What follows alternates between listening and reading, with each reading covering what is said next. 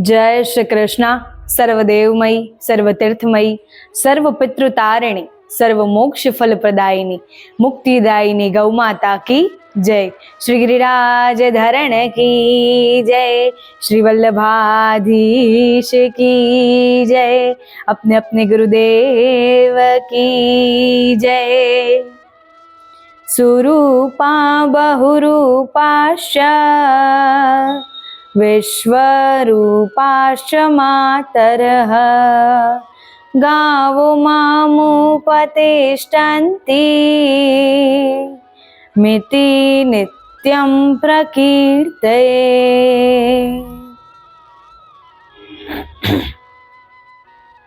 सुंदर सुंदर रूपवाड़ी, बहु रूपोवाड़ी गौओं हमेशा मारा निकट रहे, हूँ हमेशा गौओना निकट रहूं। गौ माताનું નામ સંકીર્તન કરવાથી મનુષ્યની કીર્તિમાં વધારો થાય છે।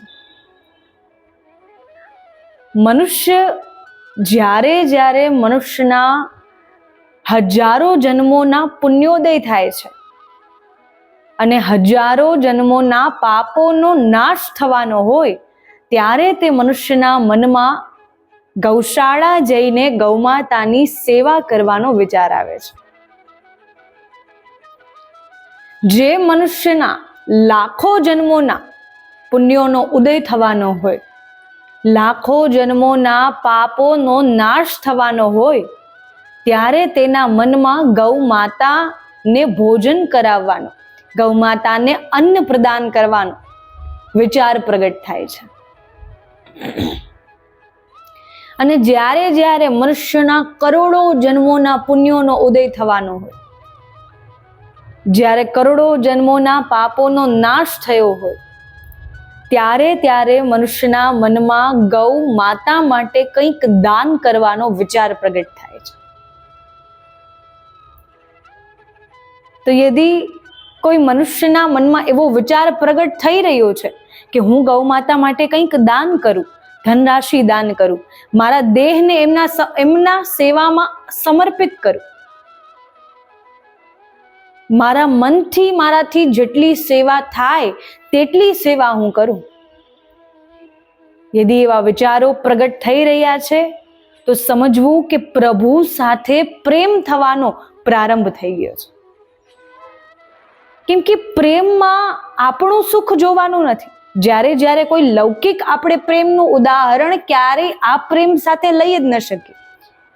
કેમ કે જ્યારે જ્યારે મનુષ્યને પ્રેમ થાય છે તો એ પ્રેમમાં પોતાનું સુખ નહીં પરંતુ પોતાના સ્વામીનું સુખ શેમાં છે તે સુખને એ પ્રધાન રાખે છે। તો યદિ આપણા મનમાં પ્રભુ પ્રત્યેનો પ્રેમ જાગૃત થયો છે, પ્રભુ પ્રત્યેનો પ્રેમ ભાવ, સ્નેહ ભાવ, એવી આતુરતા, એવી વિચલિતતા કે એવો પ્રેમ, એવી એમના પ્રત્યેની વ્યસન અવસ્થા જ્યારે પ્રાપ્ત થશે ત્યારે ત્યારે સમજવું કે ગૌમાતાની સેવાથી જ આપણા આ પ્રેમની પુષ્ટિ થશે। આપણો આ પ્રેમ સિદ્ધ ક્યારે થશે? આપણો આ પ્રભુ પ્રત્યેનો પ્રેમ એ પુષ્ટ ક્યારે થશે? જ્યારે આપણે ગૌમાતાની સેવા કરીને આપણા એ પ્રેમને, આપણા એ પ્રેમરૂપી ભાવને જ્યારે પ્રભુ સુધી પહોંચાડવાનો પ્રયાસ કરીશું ત્યારે ત્યારે આપણો એ પ્રેમ પુષ્ટ થાય છે અને સિદ્ધ થાય છે। કેમ કે પ્રભુનો સૌથી પહેલો પ્રેમ, પ્રભુએ સૌ પ્રથમ પ્રેમ એ ગૌમાતા સાથે કર્યો છે, ગૌ માતાને કર્યો છે। પ્રભુ તે શબ્દ, પ્રેમ શબ્દનો અર્થ જ ગૈયા મૈયા છે।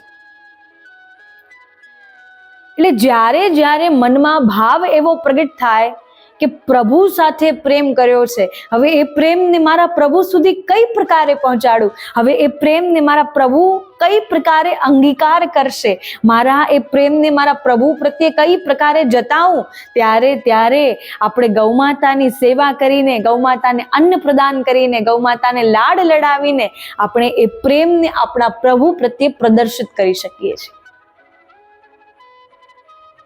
કેમ કે જ્યારે જ્યારે આપણે ગ્રંથોનું અવલોકન કરીએ છીએ ત્યારે ત્યારે આપણને જાણ થાય છે કે પ્રભુએ સૌ પ્રથમ શબ્દ એ ગૈયા બોલ્યો હતો। પ્રભુ 2 વર્ષના 1 વર્ષના હતા ત્યારે પ્રભુએ સૌ પ્રથમ પોતાના મુખમાંથી યદિ કોઈ શબ્દનું ઉચ્ચારણ કર્યું હોય તો એ ગૈયા શબ્દ છે.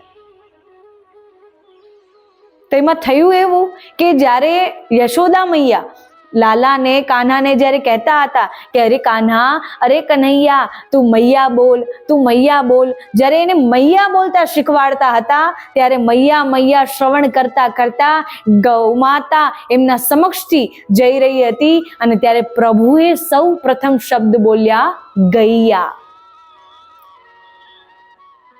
કે પ્રભુએ ગૈયા શબ્દ પોતાની માતાને સંબોધિત કરીને કહ્યું છે કે પોતાની માતા એ પણ આપણને ગૈયા જેટલો પ્રેમ કરનારી છે અને આપણી માતાના અતિરિક્ત યદિ કોઈ આપણને પ્રેમ કરે છે તો એ ગૈયા મૈયા છે. અને ત્યારે જશોદા મૈયા ખૂબ ખિલખિલાવીને હસી ઉઠ્યા કે અરે લાલા, મેં તો તને કહી કે તું મને મૈયા કે અને તું તો ગૈયા ગૈયા કર્યો, તે તો ગૈયા ગૈયા કર્યું છે. ત્યારે માતાને પણ સમજાણું કે મારો લાલો એ ગૌમાતાને કેટલો પ્રેમ કરે છે, કેટલો સ્નેહ કરે છે. ઘણીવાર જ્યારે વાતોમાં વાર્તાલાપ કરવામાં પ્રભુને જ્યારે પોતાના સ્વરૂપનું ભાન થઈ આવતું, પોતાના સ્વરૂપની તરંગ એમના શરીરમાં ઉઠી આવતી, ત્યારે પ્રભુને જ્યારે યશોદા મૈયા વારંવાર પૂછતા, અરે લાલા, તારે કેમ ગોવાળ બનવું છે, અરે લાલા, તારે કેમ ગૈયા ચરાવવા જવું છે, ત્યારે પ્રભુ કહેતા, અરે ઓ મૈયા, મારા જન્મ લેવાનો સિદ્ધાંત જ ગૌ સેવા છે. મારા જન્મ લેવા પાછળનો જે પણ સિદ્ધાંત છે એ જ ગૌ સેવા છે. ગૌ સેવા કરવા માટે જ મેં આ જન્મ ધારણ કર્યો છે. અને ત્યારે જશોદા મૈયા તો વિચારમાં પડી જતા, અરે આ તો નાનો બાલક છે, 3-4 વર્ષનો બાલક છે, તો એ બાલક અવળી મોટી મોટી વાતો કઈ પ્રકારે કરી શકે, એવી વાતો કે જે એક સામાન્ય મનુષ્ય પણ ન સમજી શકે. જ્યારે જ્યારે આવી લીલાઓ થતી ત્યારે જશોદા મૈયાને પ્રભુના ગૌ પ્રેમની જાણ થઈ છે. અને ત્યારે જશોદા મૈયાને પણ એમની પ્રીતિ એ ગૌમાતા પ્રત્યેની એ વધુ ઉત્કંઠાથી એમના હૃદયમાં પ્રગટ થઈ છે. અને પ્રભુ સદૈવ આપણને એવી જ વિચારધારા, એવા જ વિચારો આપણા હૃદયમાં પ્રગટ કરે છે જે વિચારો માટે, જે લક્ષ્ય માટે આપણો જન્મ થયો. નહીતર આટલા કરોડો લોકોની વસ્તીમાં યદિ કોઈ વ્યક્તિને આપણને મળાવ્યા છે અને વ્યક્તિથી આપણે પ્રેમ થયો છે તો એના પાછળ કંઈક કારણ હશે. તો એટલા માટે એ લૌકિક પ્રેમ વિશે પણ એટલા કારણો બતાવ્યા છે. તે બતાવ્યું છે કે પૂર્વજન્મનું હોઈ શકે, આવતા જન્મનું હોઈ શકે, અનેક કારણો બતાવ્યા છે કે કોઈ વ્યક્તિને મળે છે તેના પાછળ અનેક કારણો હોય છે. એ બધું પહેલેથી ક્યાંક લખેલું હોય છે, એ બધું આપણા વિધાતાએ ક્યાંક આપણામાં લેખ લખી દીધા હોય છે. તો જ્યારે જ્યારે આપણો પ્રેમ ગૌમાતા પ્રત્યે પ્રતીત થાય છે ત્યારે એ પ્રેમને તો સાક્ષાત શ્રી કૃષ્ણ આપણા વિધાતા બનીને લખતા હોય છે. ત્યારે તો એ પ્રેમને સિદ્ધ કરવા માટે, એ પ્રેમને પુષ્ટ કરવા માટે સાક્ષાત શ્રી કૃષ્ણ આપણા નિકટ આવીને ઠાડા રહે છે. એ પણ નિશ્ચિત છે. તો યદિ પ્રભુના આપણા આસપાસ રહેવાની અનુભૂતિ કરવી હોય કે કૃષ્ણ મારી આસપાસ છે તેવી અનુભૂતિ કરવી હોય તો સદૈવ ગૌમાતાને નિકટ રહેવાનો પ્રયાસ કરો. પ્રભુ આપોઆપ આપની નિકટ રહેવા માટે આતુર રહેશે. અને જ્યારે જ્યારે આપણે કોઈ પણ સારું કર્મ આપણા પૂર્વજો માટે, આપણા પિતૃઓ માટે કરીએ છીએ ત્યારે સદૈવ આપણને પુણ્ય પ્રદાન થાય છે. અને જ્યારે જ્યારે આપણે કોઈ ખોટા કર્મ, કોઈ નકારાત્મક કર્મ આપણે કરીએ છીએ ત્યારે તેના ફળ સ્વરૂપ પણ આપણને પિતૃઓને પ્રદાન થાય છે. એ પણ સત્યતા છે. હવે આપણે વિચાર કરીએ કે હવે ગૌ સેવા કરીએ છીએ, ગૌ માતાને અન્ન પ્રદાન કરીએ છીએ, ગૌ માતાની સેવા એ પિતૃ નિમિત્તે કરીએ છીએ, ગૌ સેવામાં ધનરાશિ પ્રદાન કરીએ તો એ પિતૃ નિમિત્તે કરીએ છીએ. આપણે મનમાં વિચાર કરીએ તો એવા સારા કર્મ, એવા ધાર્મિક કાર્ય, એવી ધાર્મિક સેવાઓ યદિ પિતૃઓ સુધી પહોંચી શકે તો એ જ મુખથી જ્યારે અપરાધ થાય, એ જ હાથોથી જ્યારે અપરાધ થાય, એ જ નેત્રોથી જ્યારે અપરાધ થાય તો એ અપરાધના ભાગી પણ આપણે જાણતા અજાણતા આપણા પિતૃઓને બનાવીએ છીએ. યદિ આ 16 દિવસના શ્રાદ્ધ કર્મમાં આપણે શ્રાદ્ધ કરીએ છીએ, આપણે આપણા પૂર્વજોની પિતૃઓની તિથિ હોય, દાદા હોય, દાદી હોય, નાના હોય, નાની હોય, એમની તિથિઓનું પાલન કરીએ છીએ, ત્યારે બ્રાહ્મણ બોલાવીએ છીએ, ગૌમાતાની સેવા કરીએ છીએ, અલંકારો સહિત સુસજ્જિત થઈને ગૌદાન પણ કરીએ છીએ, અનેક એવા ધાર્મિક અનુષ્ઠાન, અનેક એવા ધાર્મિક કાર્ય કરીએ છીએ. તો હવે ત્યારે આપણને યદિ પુણ્ય પ્રદાન થાય છે, આપણા પિતૃઓ પ્રસન્ન થાય છે, તો સાથે સાથે યદિ આપણે આ 16 દિવસમાં જાણતા અજાણતા કોઈ એવા કર્મ કરીએ છીએ જે કર્મ અપરાધ બની જાય છે, એવા અપરાધ કરીએ છીએ, એવા પાપ કરીએ છીએ, એ અપરાધ અને પાપનું ફળ પણ આપણા પિતૃઓ ભોગવે છે. અને જ્યારે આપણા પિતૃઓ આપણા અપરાધનું ફલ ભોગવી રહ્યા હોય ત્યારે તેમનો તાપ સંતાપ એ અતિ વધી જતો હોય છે. અને એમના યદિ તાપ સંતાપમાં વૃદ્ધિ થાય છે તો એ આપણને એવા જ આશીર્વાદ શ્રાપ રૂપી પ્રદાન કરે છે, અને એ તાપ સંતાપ આપણા જીવનની દરેક મુશ્કેલી બનીને, દરેક સંઘર્ષ બનીને આપણા જીવનમાં આવે છે. તો હવે મનમાં વિચાર આવે કે આપણે જ્યારે પાપ કરીએ, અપરાધ કરીએ, એ અપરાધ આપણા પિતૃઓને કઈ પ્રકારે ભોગવવું પડે છે. હવે સુંદર પ્રાચીન આપણને કથાઓ પ્રાપ્ત થાય છે, આપણા ઇતિહાસમાં આપણને દરેક પ્રશ્નના ઉકેલ પ્રાપ્ત થાય છે. માત્ર શેષ છે કે આપણે આપણા ઇતિહાસ ખોલીને વાંચીએ. દરેક પ્રશ્નના ઉત્તર આપણને તેમાંથી પ્રદાન થાય છે અને બહુ સુંદર છે. ત્યારે મહાભારતની એક સુંદર કથા આપણને પ્રાપ્ત થાય છે કે જ્યારે દાનવીર કર્ણ એ સૌથી મહાન દાનવીર થયા, કે એમને પોતાના જીવનમાં જેટલું એમની પાસે હતું એ સદૈવ દાન કરતા રહ્યા, પરંતુ એમને એમના જીવનમાં ક્યારેય અન્નદાન કર્યું હતું નહીં અને ક્યારેય ગૌમાતાની સેવા કરી હતી નહીં. ગૌમાતાની સેવા કરી ન હતી તો હવે જ્યારે એમના મનમાં એવો ભાવ પ્રગટ થતો કે હું કંઈ દાન કરું તો એ સ્વર્ણોનું દાન કરતા, રત્નોનું દાન કરતા, મોતીઓનું દાન કરતા, અશરફીઓનું દાન કરતા, સ્વર્ણના સિક્કાઓ હોય એ દાન કરતા. તો આ પ્રકારે એ દાન કરતા રહેતા હતા. તો એમનું આજ જીવન, સંપૂર્ણ જીવન દાનમય બન્યું છે, દાન દેતા રહે છે, દાન ધર્મ કર્મ કરતા રહે છે. તો એ દાન દેતા રહે છે. તો તેમને ક્યારેય મનમાં ગૌસેવા કરવાનો અને અન્નદાન કરવાનો ક્યારેય વિચાર પ્રગટ થયો નથી. તો હવે જ્યારે એ રથ ચલાવીને ક્યાંય જતા હોય ત્યારે એમનો એવો શોખ હતો કે રથ મારે ચલાવવું છે. તો રથના સારથીને એ ઉતારીને પોતે રથ ઘણીવાર ચલાવતા. ઘણા સમયે એમને રથ ચલાવવાનું આવતું, તો એવું સ્વાભાવિક છે કે તેવું ન ચલાવી શકે જેવું સારથી દરરોજ ચલાવતો. તો એ જ્યારે રથ ચલાવીને જાય છે ત્યારે તેમના રથના આગળ એક વાછરડું આવીને મૃત્યુ પામે છે. તો એ ગૌમાતાની સેવા તો ક્યારેય કરી નથી અને ગૌમાતાના વાછરડાની હત્યાનું પણ પાપ લાગ્યું છે તે તો જુદું જ. તો વાછરડું તેમના સમક્ષ આવીને રથના આગળ આવી જાય છે અને તે મૃત્યુ પામે છે. અને ત્યારે તેમને આ વાતની જાણ રહેતી નથી. તેમના સારથી શીઘ્રતાથી રથ પરથી ઉતરીને દાનવીર કર્ણને કહે છે કે આપ આગળ જાઓ અને હું જે હશે એ વ્યવસ્થા કરતો આવું છું. દાનવીર કર્ણને આ વાતની જાણ રહેતી નથી. એ પોતાના બધા કાર્ય છે, જે ધાર્મિક કાર્ય કરવા હોય, જે દાન ધર્મ કરવું હોય, કોને દાન કર્યું છે, કોને કેટલું કરવાનું છે, તેના વિચારોમાં છે અને તેના વાર્તાલાપમાં અન્ય પોતાના સાથીઓ સાથે છે.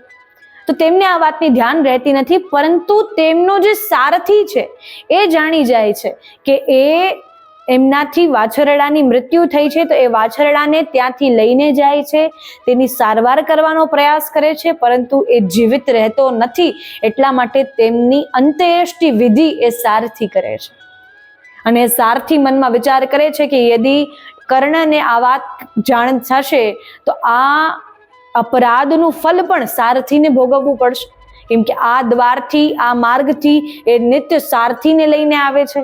તો સારથીને એ વાતની જાણ હોવી જોઈએ કે અહીંયા કેટલી ગૈયાઓ આવે છે, અહીંયા કેટલા વાછરડાઓ દોડતા આમ તેમ દોડી રહ્યા હોય છે, એ દેખાતા નથી, એ એમની મૃત્યુ થઈ શકે છે, એ રથ નીચે આવી શકે છે. એ બધું જાણ તો સારથીએ કરવી જોઈ હતી ને, પરંતુ ન કરી. તો એમના મનમાં એવો વિચાર આવ્યો કે કર્ણને આ વાત ન કરવી જોઈએ, એમને ન કરી. તો હવે એમને વાછરડાની અંત્યેષ્ટિ વિધિ કરી અને ત્યાંથી એ ચાલ્યા ગયા. કર્ણને આ વાતની જાણ છે નહીં. તો કર્ણની જ્યારે મૃત્યુ થઈ ત્યારે એમને આ અપરાધ બદલ એમને નર્કની પ્રાપ્તિ થઈ. નર્કની પ્રાપ્તિ થઈ. હવે તેમને ત્યાં યાતનાઓ ભોગવી રહ્યા છે, પરંતુ એમને કેમ કે જીવનભર દાન કર્યું છે તો એ દાનનું ફળ પણ એમને પ્રાપ્ત થવાનું છે. તો માત્ર એમને નર્કના દર્શન થયા છે. નર્કના દર્શન કરવામાં જ દાનવીર કર્ણની તો આંખો જોવા જેવી હતી કે એ ત્યાં દ્રશ્ય જોઈ શકતા ન હતા. એટલું કરુણામયી હૃદય એમનું કે એ ત્યાં દ્રશ્ય જોઈ શકતા ન હતા. અન્ય જે યોનિઓમાં યાતનાઓ ભોગવી રહ્યા હતા એમની કરુણ પુકાર સાંભળીને દાનવીર કર્ણ ત્યાં રહી શકતા હતા નહીં. તેમના નેત્રો ભરાઈ આવ્યા, તેમના નેત્રોમાં નીર ભરાઈ આવ્યું અને તે ત્યાંથી દૂર જવા લાગ્યા. કેમ કે નર્કના દર્શન તો એમને કરવાના જ છે. તો જ્યારે એમના નર્કના દર્શન કર્યા તો એમના પૂર્વજો એમને ત્યાં દેખાણ, જે કર્ણ કર્ણ કર્ણ કરીને પુકારી રહ્યા હોય અને કર્ણ પાસેથી ભોજન માંગી રહ્યા હોય, પરંતુ એમને ક્યારેય પોતાના પિતૃઓને પ્રસન્ન કરવા માટે, પોતાના પિતૃઓની પ્રસન્નતાની પ્રાપ્તિ થાય તેના માટે ક્યારેય એમને કોઈ એવું ધાર્મિક કાર્ય અથવા દાન ધર્મ કર્યું હતું નહીં. એમને સદૈવ પોતાના નિમિત્તે, પોતાને પ્રસન્ન કરવા માટે, પોતાને પુણ્યની પ્રાપ્તિ થાય તેના માટે કર્મ કરી રહ્યું હતું. એટલા માટે તેમના પિતૃઓને એ કંઈ ધર્મ કર્મના કાર્યની પ્રાપ્તિ થઈ ન હતી. એમને કોઈ પ્રકારના પુણ્ય પ્રદાન ન થયા હતા. તો એમને તો જે યાતનાઓ ભોગવવાની હોય એ ભોગવવાની જ રહેવાની છે. તો એટલા માટે એ ત્યાં યાતનાઓ ભોગવી રહ્યા છે, કર્ણને પુકારી રહ્યા છે. કર્ણ ત્યાં અત્યંત ડરી ગયા, ભયભીત થઈ ગયા કે અરે આ મને કોણ પુકારી રહ્યું છે? આ મારા પિતૃઓ તો નથી ને, આ મારા પૂર્વજો તો નથી ને, જે અન્ય યોનિઓમાં યાતનાઓ ભોગવી રહ્યા છે અને મને પુકારી રહ્યા છે, મારી મદદ માગી રહ્યા છે, મારી સહાય માગી રહ્યા છે. આ બધી જ્યારે જાણ થઈ ત્યારે હવે એમને નર્કના દર્શન કરીને જ્યારે એમને સ્વર્ગમાં લઈ જવામાં આવ્યા, એમના ભોજનનો સમય થયો તો સ્વર્ગમાં એમના થાળમાં સ્વર્ણ પીરસવામાં આવતા. તો આ નિત્ય જોઈને તો સ્વર્ણ હોય તો કેમ કે ભોજન ન કરી શકે, ભોજનની તલાશમાં, ભોજનની શોધમાં દરરોજ એ ત્યાં સ્વર્ગમાં વિચરણ કરતા રહેતા હતા, પરંતુ એમને ભોજનની પ્રાપ્તિ ન થાય. તો હવે કેમ કે તે ત્યાં ભોજનની શોધમાં છે, દરરોજ એમની થાળીમાં સ્વર્ણ આવે છે, તો એ સ્વર્ણ ક્યારેય ભોજન કરી શકે નહીં. એમના મનમાં પ્રશ્ન આવે છે કે અરે આ નિત્ય ભોજનના સમયે મારી થાળીમાં એ સ્વર્ણ કેમ આવી જાય છે? ભોજન આવવું જોઈએ, સુંદર સુંદર પકવાન આવવા જોઈએ, અન્ય સ્વાદિષ્ટ પકવાનો આવવા જોઈએ. ત્યારે એમને આ વાતની મૂંઝવણ જ્યારે થાય છે ત્યારે દેવરાજ ઇન્દ્રને એ કર્ણ આ પ્રશ્ન પૂછે છે કે હે દેવરાજ ઇન્દ્ર, આપ તો દેવતાઓના પણ રાજા છો, તો કૃપા કરીને મને બતાવો કે મારા ભોજનની થાળમાં નિત્ય સ્વર્ણ કેમ પીરસવામાં આવે છે? નિત્ય મને અન્નની જગ્યાએ સ્વર્ણ કેમ આપવામાં આવે છે? ત્યારે દેવરાજ ઇન્દ્ર એમને સમજાવતા કહે છે કે હે દાનવીર કર્ણ, આપે આપના જીવનમાં સદૈવ એ ધર્મ કર્મનું કાર્ય કર્યું જ છે, પરંતુ એ ધર્મ કર્મના કાર્યમાં આપે માત્ર અને માત્ર સ્વર્ણ, રત્નો, સ્વર્ણના સિક્કાઓ, અનેક સ્વર્ણનું દાન કર્યું છે. તો એ સ્વર્ણના દાનમાં આપે જીવનભર પોતાને પુણ્ય પ્રદાન થાય તેના માટે આપે દાન કર્યું છે, અને એટલા માટે આપે કોઈને અન્નદાન કર્યું નથી, એટલા માટે આપને પણ અન્નદાન મળતું નથી. એટલા માટે આપે જે લોકોને પ્રદાન કર્યું છે વળતરમાં, એ જ આપને આજે પ્રાપ્ત થઈ રહ્યું છે. અને બીજું કારણ એ છે કે આપે ક્યારેય પોતાના પિતૃઓને, પોતાના પૂર્વજોને શ્રાદ્ધ પહોંચાડ્યું નથી, એમને ભોજન પહોંચાડ્યું નથી, એમને પિંડદાન તર્પણ કર્યું નથી. એટલા માટે આજે આપને ભોજન મળી રહ્યું નથી, કેમ કે આપના પિતૃઓ એ ત્યાં ભોજનની શોધમાં છે અને એમને ભોજન મળતું નથી. અને આજે આપે પણ ક્યારેય ભોજનનું દાન કર્યું નથી, અન્નનું દાન કર્યું નથી, એટલા માટે આજે આપને પણ ભોજન પ્રદાન થઈ રહ્યું નથી.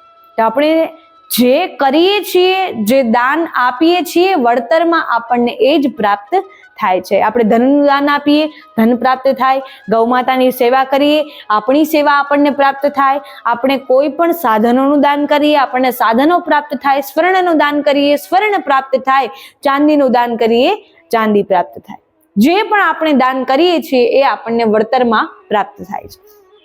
ત્યારે આ સાંભળીને દાનવીર કર્ણના મનમાં પ્રશ્ન આવે કે જ્યારે નરકના દર્શન, અગર મેં જીવનભર દાન પુણ્ય કર્યું છે તો મને નરકના દર્શન કેમ કરવા પડ્યા? ત્યારે દેવરાજ ઇન્દ્ર કહે છે કે નરકના દર્શન આપને એટલા માટે કરવા પડ્યા કે આપના રથથી, આપના દ્વારા એક વાછરડીની હત્યા થઈ હતી, એક વાછરડીનું મૃત્યુ થયું હતું. એટલા માટે એ ગૌમાતાનું પુત્ર, એમનું મૃત્યુ થયું હતું અને એ માતાની આપને હાય લાગી છે, એ માતાનો શ્રાપ આપને લાગ્યો છે કે જ્યાં સુધી આપ ગૌઓની સેવા નહીં કરો ત્યાં સુધી આપના પિતૃઓ તૃપ્ત થઈ શકશે નહીં.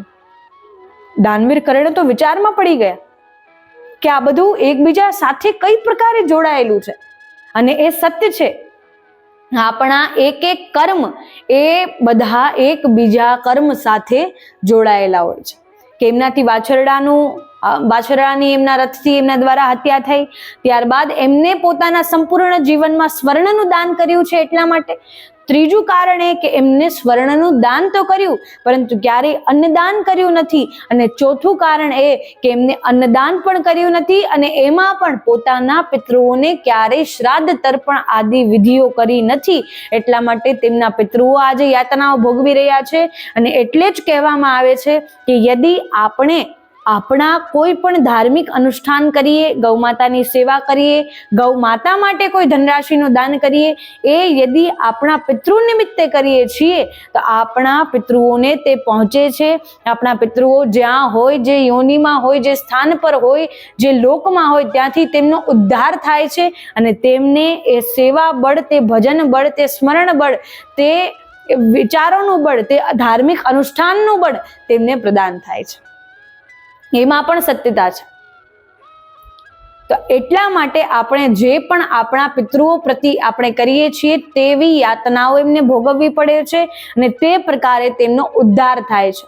તો કોઈ પણ પ્રકારથી આપણને એ જાણવાનો જ્યારે આપણે પ્રયાસ કરીએ છીએ કે આપણા પિતૃઓને આપણે પ્રસન્ન કઈ પ્રકારે કરી શકીએ, તો માત્ર અને માત્ર યદિ આપણાથી કોઈ ધાર્મિક અનુષ્ઠાન ન થતા હોય, યદિ આપણામાં એટલી સક્ષમતા ન હોય, આપણામાં એટલી ક્ષમતા ન હોય કે આપણે કોઈ મોટા મોટા વિશાળ ધાર્મિક અનુષ્ઠાન કરીએ, કોઈ કથાઓ કરીએ, કોઈ એવા મહાન યજ્ઞો કરીએ, કોઈ એવા યજ્ઞ કરીએ, હવન કરીએ, આપણામાં કોઈ પણ સામર્થ્ય નથી, તો આપણે માત્ર અને માત્ર તન, મન અને ધનથી જ્યારે ગૌમાતાની સેવા કરીએ છીએ તો એ સેવા પણ આપણા પિતૃઓ, આપણા પૂર્વજોને પહોંચે છે.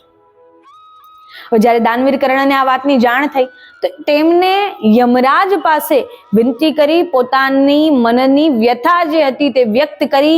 ત્યારે યમરાજે દાનવીર કર્ણને 16 દિવસ માટે નીચે પૃથ્વી પર એમને પધારવાની આજ્ઞા આપી અને એમ કહ્યું કે હવે આપ 16 દિવસ પૃથ્વી પર જાઓ, પોતાના પિતૃઓ પ્રતિ જે પણ આપનો ભાવ હોય એવા ધાર્મિક અનુષ્ઠાન, ધાર્મિક કાર્ય કરો અને ત્યારબાદ આપનો જે પણ અપરાધ થયો છે એ અપરાધનું પ્રાયશ્ચિત કરો અને 16 દિવસ બાદ આપ એ 17મા દિવસે ફરી અહીં સ્વર્ગમાં પધારી જાજો. ત્યારે દાનવીર કર્ણને તો બહુ પ્રસન્નતા થઈ અને કહ્યું ઠીક છે. ત્યારે દાનવીર કર્ણ એ 16 દિવસ માટે પૃથ્વી પર આવ્યા. એમને ભરપૂર ગાયોની સેવા કરી. એમને જેટલું સ્વર્ણ એમને દાન કર્યું હતું એ સ્વર્ણ દાનનો સંકલ્પ ગૌદાનની સેવા માટે કર્યો અને એમના મનમાં એવો ભાવ હતો કે હવે જે ગાયોનું અપરાધ મારાથી થયો છે, જે ગૌની હત્યા, જે ગૌ વાછરડાની હત્યા મારાથી થઈ છે, તે અપરાધનું પ્રાયશ્ચિત હું ગૌ સેવાથી કરીશ.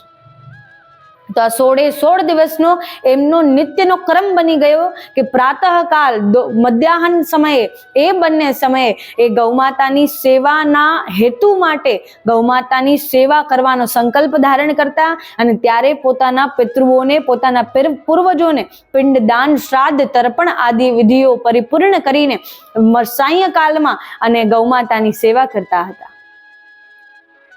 તો એમનો નિત્યનો 16 દિવસનો ક્રમ બની ગયો કે પ્રાતઃમાં પિતૃઓ માટે તર્પણ વિધિ કરવી અને ત્યારબાદ આખો દિવસ, સંપૂર્ણ દિવસ એ ગૌમાતાની સેવામાં વ્યતીત કરવું. એમને પૃથ્વીની અનેક ગૌશાળાઓમાં, પહેલાના સમયમાં તો કેમ કે રાજાઓ પાસે પણ એટલી હજારો લક્ષોની સંખ્યામાં ગૌમાતાઓ હતી, તો જેટલી પૃથ્વી પર ગૌઓ બિરાજમાન હતી તેમના ઉદ્ધાર માટે, તેમનું કલ્યાણ કરી શકે, તેમના પોતાના પ્રાયશ્ચિતનું, એ પાપનું પ્રાયશ્ચિત કરી શકે, તેના માટે એમને ગૌઓની સેવા કરી છે. તો આપણે પણ એનાથી પ્રેરણા લેવી જોઈએ કે આ 16 દિવસ શ્રાદ્ધનો આપણો નિત્યનો ક્રમ પણ એવો હોવો જોઈએ કે આપણે આપણા પિતૃઓ માટે, પૂર્વજો માટે આપણે શ્રાદ્ધ તર્પણ વિધિ આદિ કરીએ, પિંડદાન કરીએ, નિત્ય એમને ભોજન પ્રદાન કરીએ, એમને અન્ન પ્રદાન કરીએ. એ અન્નની શોધમાં એમના દરેક સંબંધીઓના ઘેર આવે છે. તો એમનું જ્યારે આગમન થાય છે તો ત્યારે આપણે એમના માટે અન્ન પ્રદાન કરવાનો સંકલ્પ કરીએ અને એમને અન્ન પ્રદાન કરીએ, એમને જલ પ્રદાન કરીએ, આ ધાર્મિક કાર્ય કરીએ, પાઠ પૂજા ઇત્યાદિ, ભજન તપ આપણે જે પણ કરી શકીએ એ તેમના ઉદ્ધાર માટે કરીએ. અને જ્યારે એ પ્રસન્ન થશે ત્યારે પિતૃઓ આપણા પર અમી વર્ષા વરસાવે છે. તો આ જ પ્રકારે કર્ણએ પૃથ્વી પર આવી ગૌમાતાની સેવા કરી, સાથે સાથે પોતાના પિતૃઓને શ્રાદ્ધ તર્પણ વિધિ આદિ તર્પણ એ અર્પણ કરી અને આ જ 16 દિવસોને શ્રાદ્ધના અર્થાત પિતૃ પક્ષના દિવસો માનવામાં આવે છે. અને ત્યારબાદ કર્ણ જ્યારે ફરી સ્વર્ગમાં ગયા તો એમના સર્વ પિતૃઓ તે સ્વર્ગમાં બિરાજમાન હતા અને સ્વર્ગમાંથી એ પિતૃઓ કર્ણથી વિદાય લઈને અને ત્યારબાદ ગૌલોક ધામ પહોંચવાના હતા. કેમ કે એમને પોતાના પિતૃઓને અન્નદાન તો કર્યું જ, જલદાન તો કર્યું જ, ભોજન અર્પણ તો કર્યું જ, સાથે સાથે શ્રાદ્ધ તર્પણ વિધિઓ પણ કરી, પરંતુ સાથે સાથે ગૌમાતાની સેવાને એમને આ 16 દિવસ માટે પ્રધાન રાખી છે. એટલા માટે તેમના પિતૃઓને નર્ક યાતના ભોગવતા હતા, ત્યાં એમને અનેક યાતનાઓ ભોગવવી પડતી હતી, એમને અનેક પીડાઓ થતી હતી. તો ત્યાંથી એ નર્કમાંથી એમના પિતૃઓને એ ત્યાં સ્વર્ગમાં પહોંચાડ્યા અને સ્વર્ગથી તેમના પિતૃઓને હવે ગૌલોક ધામની પ્રાપ્તિ થઈ છે. એ પરમધામની પ્રાપ્તિ થઈ છે, જે પરમધામની સ્વામિની, જે પરમધામની અધિષ્ઠાત્રી દેવી એ સાક્ષાત શ્રી કામધેનુ શ્રી ગૌમાતા છે. તો એટલા માટે જે પ્રકારે કર્ણએ ગૌમાતાની સેવા કરીને પોતાના પિતૃઓને ગોલોક ધામ સુધી પહોંચાડ્યા અને એમની અમી વર્ષા પ્રાપ્ત કરી અને ત્યારબાદ પોતે સ્વર્ગના અધિપતિ બનીને ત્યાં સ્વર્ગમાં બિરાજમાન થયા. તો એ જ પ્રકારે આપણામાં પણ એ દરેક સામાન્ય મનુષ્યમાં એવી ક્ષમતા છે. દરેક સામાન્ય મનુષ્ય અગર ધારે તો પોતાના પિતૃઓનો ઉદ્ધાર પોતાના કર્મોથી કરી શકે છે. પોતાના પિતૃઓને પરમધામ ગૌલોક ધામ પોતાની ગૌસેવા કરવાથી પહોંચાડી શકે છે. અનેક પ્રકારના સંઘર્ષ, અનેક પ્રકારની તકલીફો, અનેક પ્રકારની મુશ્કેલીઓ આપના જીવનમાં આવશે અને આવતી રહેશે, પરંતુ એ મુશ્કેલીઓ, એ સંઘર્ષો, એ તકલીફો સાથે લડવાની શક્તિ આપણને આપણા પિતૃઓ પ્રદાન કરે છે. તે વિસ્મરણ ક્યારેય આપણે કરવું જોઈએ નહીં. અગર આપણા પિતૃઓ આપણને શક્તિ પ્રદાન કરતા નથી તો આપણા માતા અને આપણા પિતાના ગયા બાદ એ આપણને સ્મરણમાં કેમ આવે છે? આપણે મનમાં સદૈવ એમનું સ્મરણ કરીએ છીએ. આપણા પિતા હોય, આપણી માતા હોય, જેમના પણ પ્રત્યે આપણી લાગણી હોય, આપણો પ્રેમ હોય, આપણે સદૈવ સ્મરણ કરીએ છીએ. અને ઘણા એવા ઉદાહરણો ઘણા લોકોના જીવનમાં એવા પ્રત્યક્ષ પ્રમાણ બન્યા હશે કે અથવા એમના પિતા અથવા એમની માતા અગર એમના દરમિયાન, એમના વચ્ચે, એમના મધ્યમાં ન રહ્યા હોય અને પરમધામને પ્રાપ્ત થયા હોય, પરંતુ જ્યારે તે મુશ્કેલીમાં હોય, સંઘર્ષમાં હોય, એમના ગૌલોકવાસ પામેલા જ્યારે માતા અને પિતાને જ્યારે યાદ કરે છે, જ્યારે સ્મરણ કરે છે, તેમના માતા અથવા પિતા તેમને મુશ્કેલી, તેમનો સંઘર્ષ સાથે લડવાની શક્તિ પ્રદાન કરવા, તેમની મુશ્કેલી અને તેમની તકલીફો સાથેની શક્તિ પ્રદાન કરવા માટે અવશ્ય આવે છે. તે પણ નિશ્ચિત છે. તો એટલા માટે દરેક મનુષ્યમાં એવું સામર્થ્ય છે કે પોતાના પિતૃઓનો ઉદ્ધાર કરી પિતૃઓનો મોક્ષ થાય, પિતૃઓને પ્રેત યોની યદિ પ્રાપ્ત થઈ હોય, પિતૃઓ ભટકતા હોય, એમની કોઈ પણ અપૂર્ણ ઈચ્છાઓ હોય, એ બધી એ ઈચ્છાઓ પૂર્ણ થાય અને એમને ગૌલોકધામ પરમધામની પ્રાપ્તિ થાય તેવી એમના પર કૃપા આપણને પ્રદાન થાય અને આપણા પિતૃઓ પર આપણે એવી સહાયતા, એમને એવા અપરાધ, એમને એવા પાપથી છુટકારો આપણે મેળવી શકીએ છીએ, એમની યાતનાઓથી એમને મોક્ષ આપણે પ્રદાન કરી શકીએ છીએ. તો આ જ પ્રકારથી આપણે ગૌમાતાની સેવા કરતા કરતા આપણા પિતૃઓનો ઉદ્ધાર કરતા રહીએ. અને એ જ પ્રકારે મહાભારતમાં આપણને અનેક એવી કથાઓ પ્રાપ્ત થાય છે જેના પરથી સિદ્ધ થાય છે કે શ્રાદ્ધ, તર્પણ વિધિ કરવા આદિથી, ગૌમાતાની સેવા કરવા આદિથી આપણને આપણા પિતૃઓની પ્રસન્નતા, એમની કૃતજ્ઞતા પ્રાપ્ત થઈ શકે છે. કેમ કે શ્રાદ્ધ અર્પણ કરવાનો એ જ સમય છે કે આપણે તેમના તરફ કૃતજ્ઞ થવું, તેમના તરફ આપણી કૃતજ્ઞતા, એ તેમના તરફ આપણી ભાવ, આપણો વિચાર એ તેમના તરફ આપણે પ્રગટ કરવો. ત્યારબાદ આપણને એક સુંદર કથા પ્રાપ્ત થાય છે કે જ્યારે મહાભારતનું યુદ્ધ એ પૂર્ણ થયું, જ્યારે યુદ્ધ વિરામ થયું, ત્યારે ધર્મરાજ યુધિષ્ઠિર એક સમયે મનમાં બેસીને વિચાર કરતા હતા. ત્યાં બિરાજમાન થઈ વિચાર કરી રહ્યા છે કે આટલા લોકોની હત્યા થઈ છે, આટલા લોકોની પત્ની વિધવા બની છે, આટલા લોકોના અંતિમ સંસ્કાર થયા છે, આટલા લોકો, જેમાં આપણા લોકો પણ અનેક છે, જેમાં અમારા પરિવારના લોકો પણ અનેક છે. તો એ બધા લોકોને હવે એ બધા લોકો કેમ કે આપણા પિતૃઓ બની ગયા છે, તો હવે તેમને આપણે શ્રાદ્ધ તર્પણ કઈ પ્રકારે કરી શકીએ, તેમને આપણે મોક્ષ પ્રદાન કઈ પ્રકારે કરી શકીએ, કે એમને જ્યારે આપણે એમને યાતનાઓ ભોગવતા હોય, એ નરકમાં યદી હોય, તો એમને સ્વર્ગ પ્રાપ્તિ કઈ પ્રકારે કરાવી શકીએ. મારાથી હવે એવું શું કર્મ થઈ શકે જેનાથી એમને પ્રસન્નતાની પ્રાપ્તિ થાય. ત્યારે ભગવાન શ્રી કૃષ્ણ એમને સમજાવતા કહે છે કે હે ધર્મરાજ યુધિષ્ઠિર, આપ આજે 16 દિવસ પિતૃપક્ષના આવી રહ્યા છે, આપ એ પિતૃપક્ષમાં ગૈયાઓની, ગૌમાતાની સેવાને પ્રધાન રાખીને અને શ્રાદ્ધ તર્પણ વિધિ, અનેક પિતૃઓ, અનેક પૂર્વજોનું નામ ઉચ્ચારણ કરીને, પોતાનું ગોત્ર ઉચ્ચારણ કરીને, પોતાનું કુલ ઉચ્ચારણ કરીને આપ એ શ્રાદ્ધ તર્પણ વિધિ આદિ સંપૂર્ણ કરો. આ 16 દિવસમાં એમને મોક્ષની પ્રાપ્તિ થશે અને એમને પરમધામ ગૌલોકધામની પ્રાપ્તિ થશે. અને એમને એમના જીવનમાં જે અપરાધ થયા છે અને જે અપરાધના કારણે તેમને નર્કની પ્રાપ્તિ થઈ છે, તે નર્કની યાતનાઓથી એમને મોક્ષ પ્રાપ્તિ થશે. અને તેમની નર્કની યાતનાઓ જે અત્યારે ભોગવી રહ્યા છે, તેમનો વિસ્તાર એ સૂક્ષ્મ થશે, તેમનું સ્વરૂપ એ સૂક્ષ્મ થશે. આ જ પ્રકારે ધર્મરાજ યુધિષ્ઠિરે જ્યારે પિતૃપક્ષના દિવસો આવ્યા ત્યારે એમને 16 દિવસ પોતાના દરેક પિતૃઓ, પૂર્વજોનું નામ ઉચ્ચારણ કરીને તેમને શ્રાદ્ધ તર્પણ વિધિ અર્પણ કરી અને ત્યારે એમના પિતૃઓનો મોક્ષ થાય, એમના પિતૃઓની પ્રસન્નતા એમને પ્રાપ્ત થાય, આ સમસ્ત કુલનો ઉદ્ધાર થાય, પિતૃદોષ ન લાગે તેના માટે એમને પિતૃદોષ નિવારણ માટે, પિતૃઓના મોક્ષ આર્થે, પિતૃઓની પ્રસન્નાર્થે, પિતૃઓને જ્યારે અમી વર્ષા પ્રાપ્ત થાય તે અર્થે તેમને એ શ્રાદ્ધ ધર્મ કર્મનું કાર્ય કર્યું. અને ત્યારબાદ તેમને ગૌમાતાની સેવા કરી અને ગૌમાતાની સેવા સાથે સાથે તેમને પોતાના પિતૃઓનું પણ સ્મરણ કર્યું છે. તો આ જ પ્રકારે એમના પિતૃઓનો પણ મોક્ષ થયો છે. અને એટલા માટે જ એવું માનવામાં આવે છે કે માત્ર ગૌમાતાની સેવા કરીને આપણે પિતૃઓનો મોક્ષ પ્રદાન કરી શકીએ છીએ અને એમને અતિ પ્રસન્નતાની પ્રાપ્તિ કરાવી શકીએ છીએ. જ્યારે આપણા મનમાં ભાવ પ્રગટ થાય, આપણા મનમાં શ્રદ્ધા ઉત્પન્ન થાય, ત્યારે આપણા પિતૃઓ પ્રત્યે આપણે એવા સુંદર ધાર્મિક સેવાઓ કરતા રહીએ, ગૌમાતાની સેવા કરતા રહીએ. ગૌમાતાની સેવા માટે અનેક ભક્તોને પણ પ્રેરિત કરીએ, ગૌ સત્સંગ શ્રવણ કરતા રહીએ, ગૌ સત્સંગ અનેક ભક્તોને શ્રવણ કરાવીએ, જેનાથી આપને અધિક ગણા પુણ્યોની પ્રાપ્તિ થાય છે. તો આ જ પ્રકારે ગૌમાતા અવશ્ય આપનું કલ્યાણ કરશે, સર્વ પિતૃઓ અવશ્ય આપના પર અમી વર્ષા વર્ષાવશે ને ગૌમાતાની સેવા આપણાથી કરાવશે.